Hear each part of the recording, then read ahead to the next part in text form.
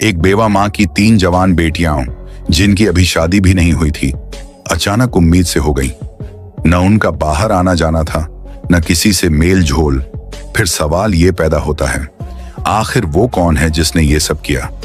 क्या वो उनका अपना सगा बाप था, या कोई सौतेला भाई, या शायद चाचा, या मामा खालू, या कोई और करीबी रिश्ता जिस पर भरोसा था, जो घर का फर्द था और जिससे कभी ऐसी उम्मीद न थी। ये वाकया ऐसा है जिसने पूरे गांव को हिलाकर रख दिया। घरों के दरों दीवार तक कांप उठे जब सच्चाई सामने आई। तो आइए बगैर वक्त जाया किए सुनते हैं वो लर्जा खेज वाकया जिसने साबित कर दिया कि हर दरिंदा बाहर नहीं होता, बाद दफा वो घर के अंदर होता है और उसका चेहरा सबसे ज्यादा भरोसे वाला होता है।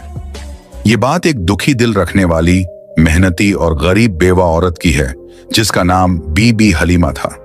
उसका शौहर कई साल पहले दुनिया से रुखसत हो चुका था और उसके पहले शौहर से एक बेटा था जो मां के दूसरे निकाह के बाद भी उसी के साथ रहा।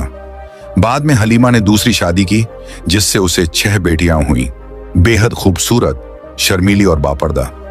शौहर भी ज्यादा अरसा न जिया और हलीमा दोबारा बेवा हो गई, मगर बेटियों की तरबियत में कोई कसर न छोड़ी। बीबी हलीमा अपनी 6 बेटियों के साथ एक छोटे से कच्चे घर में रहती थी। मेहनत मजदूरी करती, घरों में बर्तन मांजती, लोगों के कपड़े धोती और दिन भर की मेहनत से मिलने वाला थोड़ा सा खाना और पैसा ही उन सब का सहारा था। उसके सौतेले बेटे का नाम कामरान था, जो बड़ी उम्र का था और शुरू से घर में ही रहा। कामरान उसका वही बेटा था जो पहले शौहर से था, मगर सब बेटियां उसे भाई समझती थीं।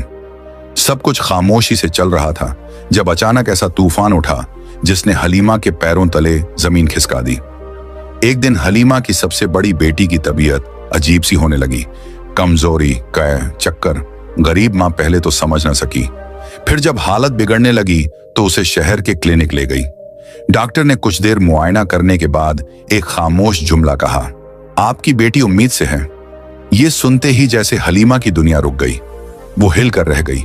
बेटी अभी तक बिन ब्याही थी और इज्जतदार, बापर्दा। ये कैसे हो गया?